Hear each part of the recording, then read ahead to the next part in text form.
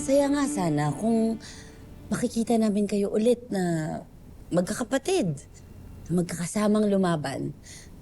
Pero paano? Lalo na ang aking inay. Tingin mo, papayagan pa siyang makababa ng Devas? Kung tunay ngang para sa Encantadia si Cassiopeia, ay batid niya na ang kamatayan ng aking anak ay magdudulot lamang ng lubhang panganib para sa Encantadia. Dapat lamang makaisa siya sa akin. Dahil kung hindi, habang buhay kong kasusuklaman ng mga bathala sapagkat 3 buhay na ang kinuha nila sa akin.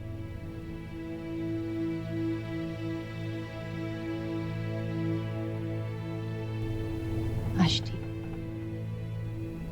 nauunawaan ka namin. Ngunit, huwag sanang mawalan ka ng pananalig at tiwala sa ating bathala. Oo nga, Ashti. Lalo na hindi naman siya yung totoo nating kalaban eh.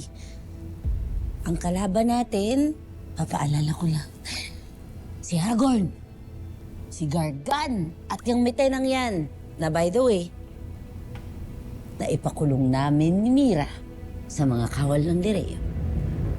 Kanina. Ipinakulong niyo si Metena?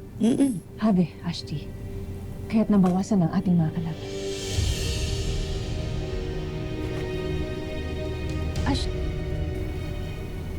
Galit pa siya? Hindi ba good yung ginawa natin? hindi ko alam.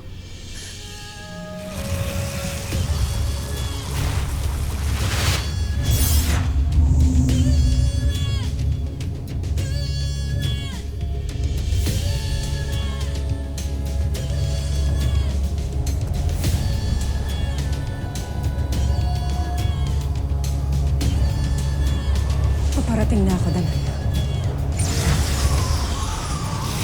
Babalik na ako ng Encantadia.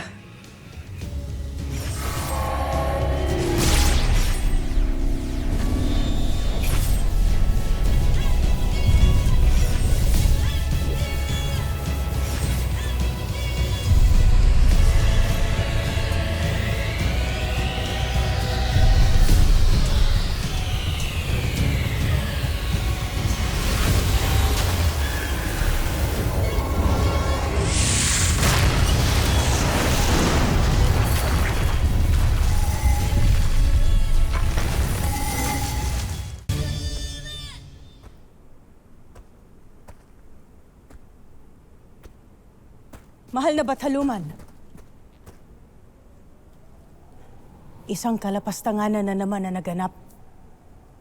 Pagkat maging si Amihan ay tumakas na rin dito sa Devas. Hindi siya tumakas, Maika. Si Amihan ay binigyan ko ng basbas upang makaalis ng Devas at magbigay ng saklolo sa mga sangre.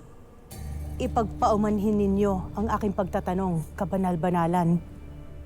Ngunit bakit tilang binabali ninyo at panuntunan dito sa Devas?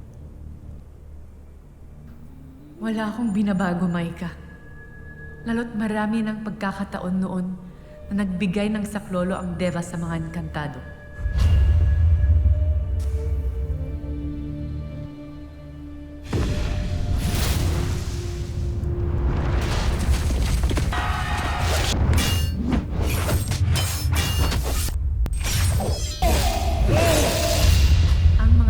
Maging sa Devas ay kailangan na ng iakma upang maging sagot sa mga kaganapan sa kasalukuyan. Kailangang bumaba ni Amihan upang tulungan ang lahat ng sangre laban sa pinakamalakas at pinakamarahas na kaaway. Hindi lamang ng buong Encantadia, kundi ng Devas at lahat ng mga bathala.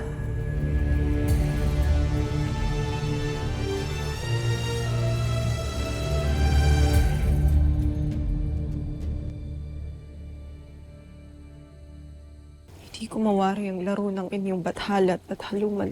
Kaya't hindi ko rin maintindihan kung bakit kailangan mong mawala sa amin.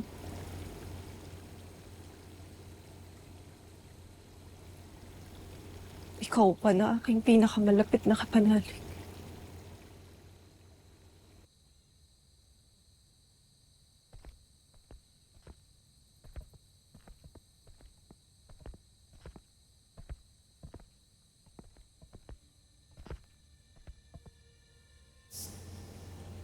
Nababasa ko ang iyong pagdadalamhati.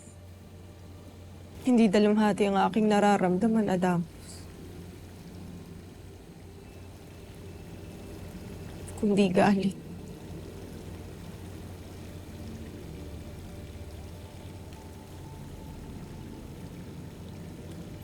Kagaya rin ng aking galit. Labis na pagkasuklam kay Gargan kaya't nararapat lamang na pagbayaran niya ang kanyang ginawang pagpaslang kay Tera. Yan din ang aking nais. Ang pagbayarin si Gargan.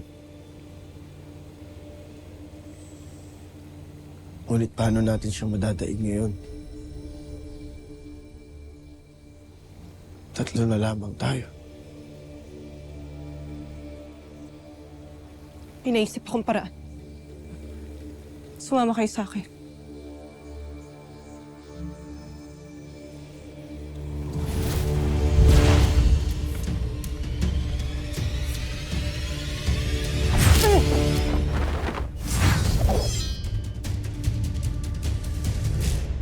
Sa wakas, narito na tayong muli.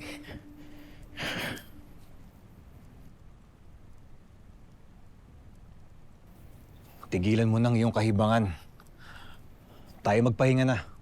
Halika. Mauna ka na. Iwan mo na ako rito. Bahala ka nga.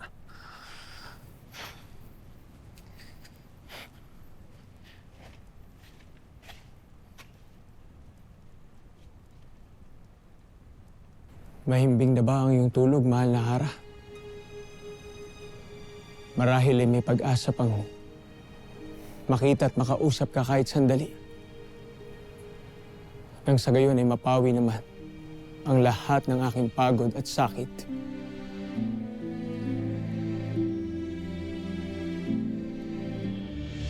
Pashnea! Sino kang ang ibig pumaslang sa akin? Hindi ikaw ang karapat dapat mamulong sa Sapiro. Naluklok ko lamang dahil sa iyong ama. Nalabis ko rin kinasusuklaman.